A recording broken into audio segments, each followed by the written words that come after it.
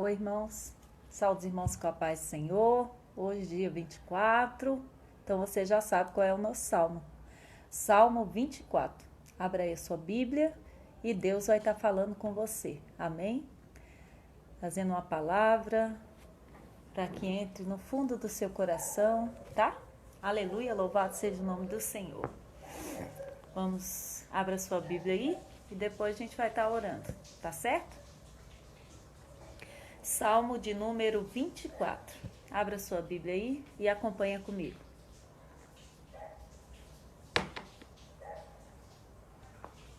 Salmo de número 24. Oh, glória! É um salmo pequeno, assim, na sua quantidade de versículos, né? Mais grande, como os outros, né? Em conteúdo, tá certo? Nós vamos falar um pouco sobre isso hoje. Oremos primeiro, agradecendo a Deus por mais esse dia, bendizendo, engrandecendo pelos favores do Senhor, pelas suas providências, pelo seu cuidado, por nunca nos deixar só.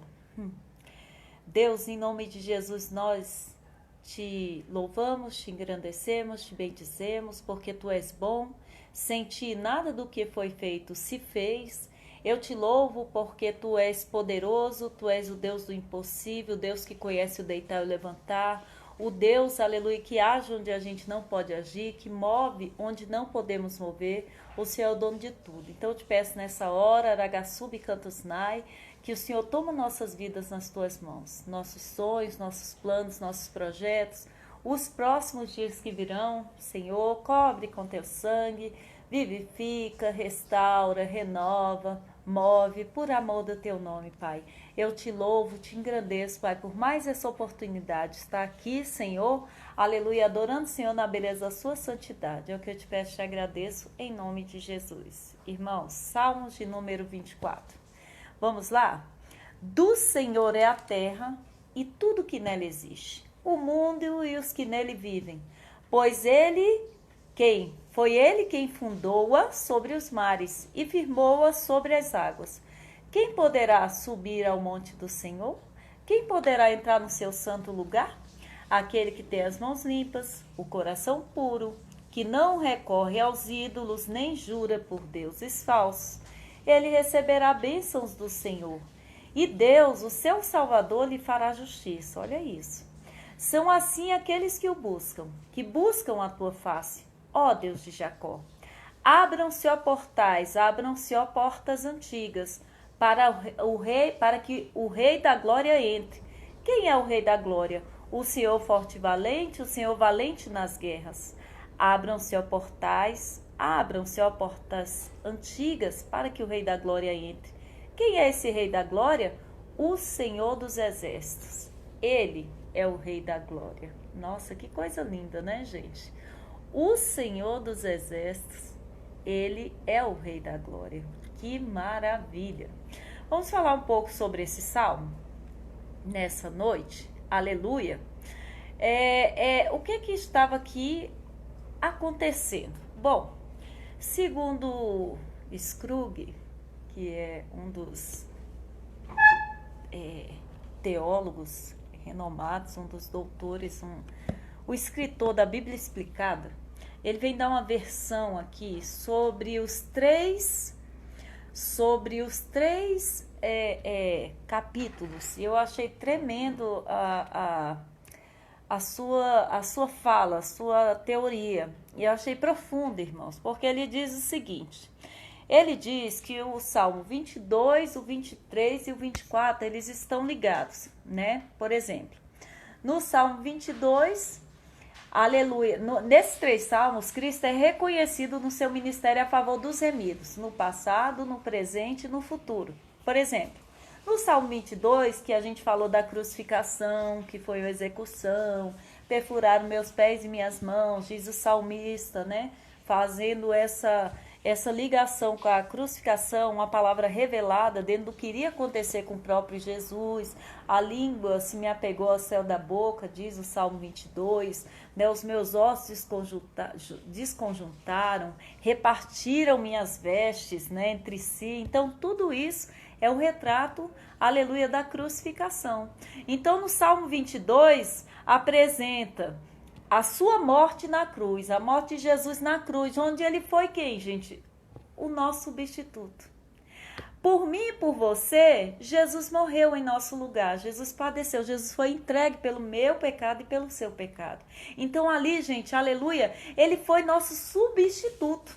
Eita glória, na sua morte, ele foi nosso substituto. Então o Salmo 22 vem fazer aí, vem trazer essa fala, esse conteúdo da crucificação, né? Uma palavra revelada do que aconteceria com o nosso Salvador no futuro, né? Então, na cruz, ele foi o meu substituto e o seu, e como a própria Bíblia diz, foi como ovelha muda ao matadouro, não abriu a sua boca. Já começa a lição daqui, né? A gente muitas vezes não consegue ficar calado. Mas quantos danos não são cometidos pelo que falamos? E porque jamais, dificilmente a gente se arrepende do que cala, mas a gente se arrepende do que fala. E muitas vezes as palavras, eu acho que eu já disse isso aqui, são como os pregos numa madeira que nunca pegou nem uma batida, nem de martelo, nem de prego. Então, quando você bota um prego ali, você bate naquela madeira virgem, né? Você pode tirar o prego, mas as marcas ficam. Então aqui, e Jesus foi em silêncio, se entregar por mim e por você. Isso nos deixa essa lição.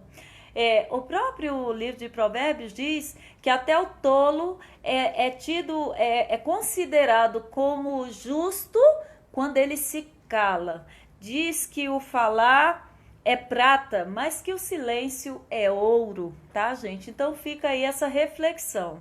Então, no Salmo 23, que é o Salmo da peregrinação, ele é o nosso pastor. Que coisa linda, né, gente? Que coisa boa é ter o Senhor como nosso pastor.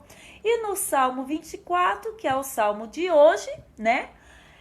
Ele está no trono como nosso Salvador. Então, esses 3 salmos, segundo a Bíblia explicada, vem revelar, aleluia, essas 3 preciosidades, aleluia, acerca da crucificação, aleluia, da nossa caminhada na terra e de Jesus sentado no trono.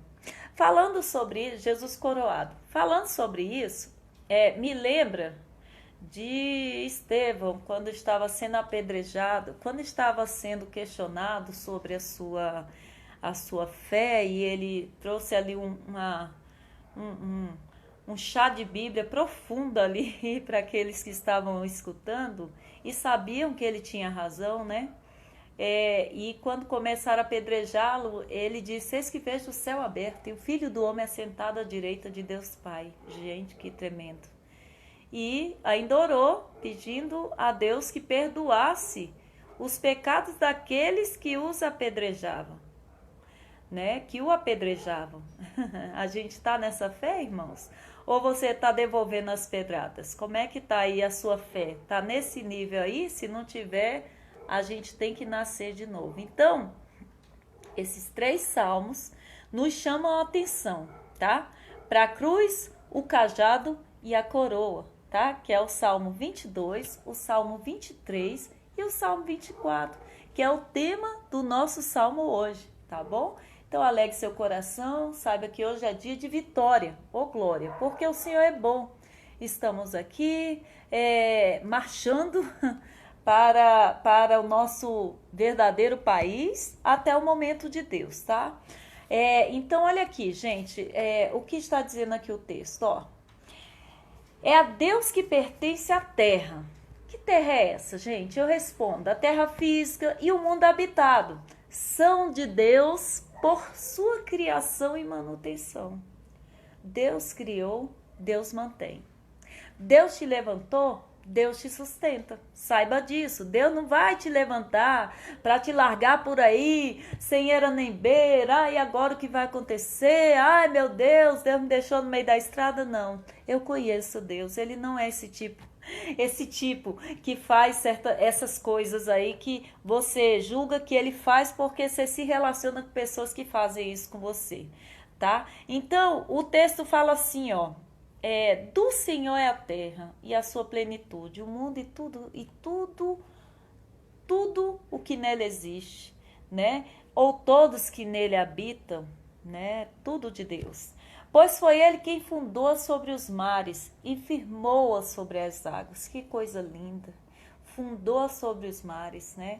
Isso aqui me lembra, gente, Jesus andando por cima das águas. Eita, que coisa linda! Andando por cima das águas. Aleluia. Quando Pedro quis ir ao seu encontro, mas Pedro fraquejou porque em vez de olhar direto para Jesus, ele começou a olhar para o vento e para o movimento das águas. Olha, quando Jesus está conosco, olhe para ele. E ele sempre está conosco. Não olhe para o movimento das águas e nem para o barulho do vento, tá certo? Pedro olhou, por isso começou a afundar, mas não afundou por completo, porque Jesus estendeu a mão e falou, por que você duvidou? Nessa noite eu te pergunto, por que você está duvidando do que Deus pode fazer? Por causa dessa pandemia? Não duvide do que Deus pode fazer, não. O nosso Deus, Araçatuba e Campos Nai, nunca falhou, e as promessas que Ele nos fez estão de pé. Aleluia, e eu creio nisso, você precisa crer nisso. E o texto diz, quem subirá ao monte do Senhor? Quem pode subir? E responde aqui uma pergunta que já foi feita no Salmo 15, né? Senhor, quem entrará no seu santuário para te louvar, para te adorar, para habitar? Quem poderá entrar no seu santo lugar? E ele mesmo vem respondendo, aquele que tem as mãos limpas e o coração puro. Oh, irmãos, aleluia. Precisamos fazer aquela oração. Sonda-me, ó Deus, conhece meu coração, prova os meus pensamentos. Vê se há em mim algum caminho mau e me guia pelo caminho eterno. Porque de nós mesmos não temos esse discernimento. Não é ter só uma visão crítica sobre você, porque isso aí é problema de autoestima baixa, mas é uma questão de ter um olhar crítico no sentido de se policiar. Deus, eu estou errando em quê? Deus, fala comigo. Deus, me revela. Deus, me revela o que eu não enxergo e me dê força para abandonar o que eu enxergo. Tá certo, gente? Porque, gente, olha, o pecado, a pessoa quando começa a pecar, é uma coisa assim terrível. Porque ela começa a virar normal, e por isso que, como Paulo disse sobre a ceia, por isso que no meio de vós há muitos fracos e doentes, é por isso, aleluia, porque vai dando lugar para o pecado, vai dando lugar à frieza espiritual, e aquilo vai tomando conta da pessoa, e vai dando lugar, aleluia, a um vazio existencial, e daqui a pouco nada conforma aquela pessoa, e daqui a pouco Deus não tá me vendo, Deus não age mais, e daqui a não muito Deus não existe. Tá?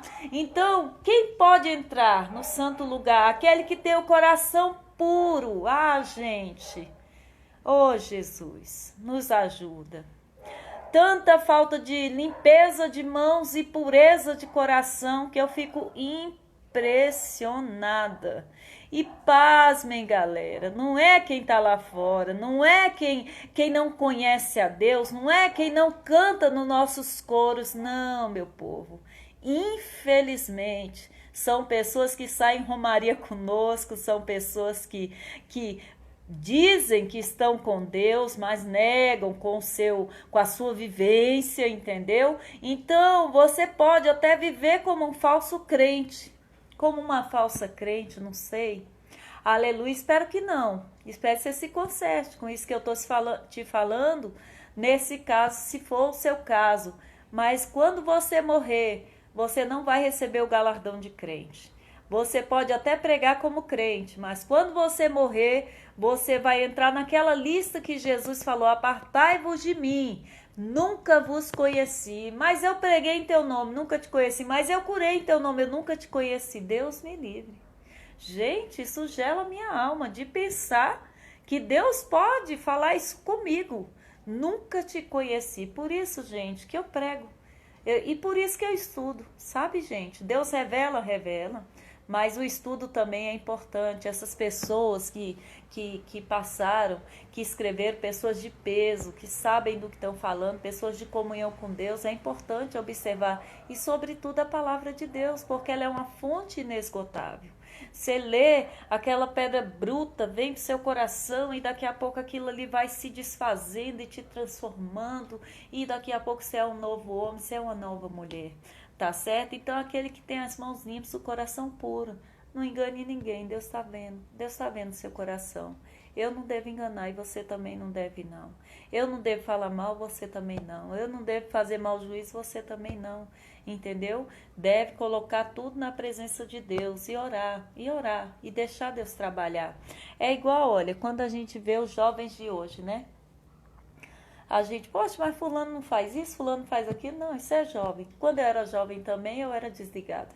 Então, os jovens são desligados, né? Aí, quando a gente vai amadurecendo, a gente quer tratar os jovens como se você nunca tivesse sido jovem. Às vezes você foi um jovem bem tolerante, mas hoje você não quer tolerar nada. Como se a gente esquece fácil que passou pela juventude, entendeu? Assim são os crentes. Os crentes chegam na igreja, ficam um ano lá sentado, escutando, ou talvez Deus levante o ministério e ele já começa a pregar, ou ela. Mas daqui a pouco, os crentes mais velhos não, mais antigos de casa, começam a querer desses crentes novos um comportamento que nem eles que estão 30 anos na igreja têm. Isso é espírito de farisaísmo, tá? Então, que isso saia da sua vida, se for o seu caso, em nome de Jesus. E o texto continua. Quem entrará no santuário? Aquele que não recorre aos ídolos. Quem recorre a ídolos, gente? Gente de Deus. Olha, eu não tenho nada contra o presidente da República. E também não sou muito assim ligada com essas questões políticas, embora isso é um mal na nossa nação, pessoas com preguiça política, eu sou uma delas. Mas, irmãos, eu vou te contar, havia um partido aí há anos atrás, o Partido do Trabalhador, que eu via crente que não defendia a fé, mas se você falasse do partido, faltava pular no seu pescoço, entendeu? Hoje a gente vê pessoas que não defende a fé. Mas se falar do presidente, a pessoa não consegue nem conversar. Ela quer pular no teu pescoço, ela quer matar. Se é crente, ainda é pior, é com requinte de crueldade, ainda quer te amaldiçoar. Gente, peraí. Foi para isso que Jesus te chamou? Para defender partido, para enforcar os outros? Para querer o mal para os outros? Foi para isso que Deus te chamou? Para fazer do homem o seu braço forte? Aqui está dizendo, aquele que não recorre a ídolo. Ei, onde está seu tesouro? Está nessas pessoas? Está nesse sistema? Se tiver, meu amigo, minha amiga, deixa eu falar um termo bem esdrúxulo aqui, você está ferrado e você está ferrada. Porque a nossa esperança e nossa confiança vem de Deus para começar nossa pátria, aleluia, não é nem essa, aleluia, nós marchamos para o bom país. Então Deus não te chamou para você estar pulando o pescoço de outro irmão ou de quem quer que seja para defender quer presidente, quer partido, não. Defenda a sua fé, pregue a sua fé, pregue o amor de Jesus, ajude os outros, siga os passos de Jesus. Agora a galera aí ridícula, podre, meu Deus, eu não estou defendendo ninguém, nem partido nenhum. Tá? Eu tô falando com minha mão limpa nesse sentido, eu não tô defendendo ninguém. Só tô dizendo que se a fé fosse pregada com essa paixão, com essa loucura que o pessoal faz aí, os crentes que eu tô falando. A gente já não tava mais nem nessa pandemia.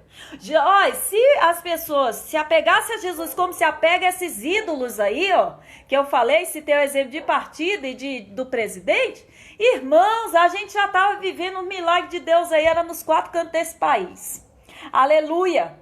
Então aqui, Ragaçubi Cantusnai, nem jura por deuses falsos. Então o pessoal se apegando a esses ídolos e jurando por deuses falsos. Porque isso aí estão tratando ele como se fosse deuses. Trata o partido como um Deus, trata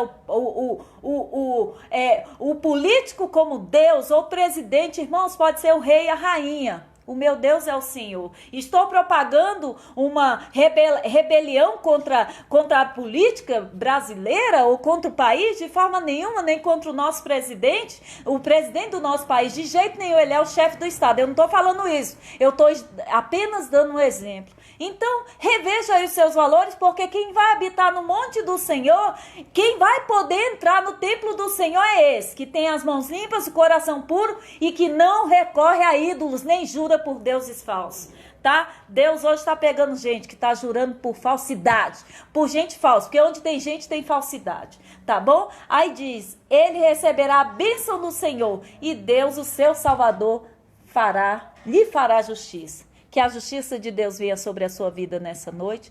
Que o Senhor te abençoe e te guarde. Quando der meia-noite hoje, nós vamos estar no clamor da meia-noite, tá? Em favor dos enfermos, em favor das pessoas dos hospitais, em favor da nossa igreja, em favor da nossa Santa Ceia. Só peço uma coisa, se você estiver cansado ou tiver pressa de terminar a oração, não participe. Não precisa participar, é por sua conta e risco. Eu agradeço a oportunidade. Que Deus abençoe a sua vida, em nome de Jesus.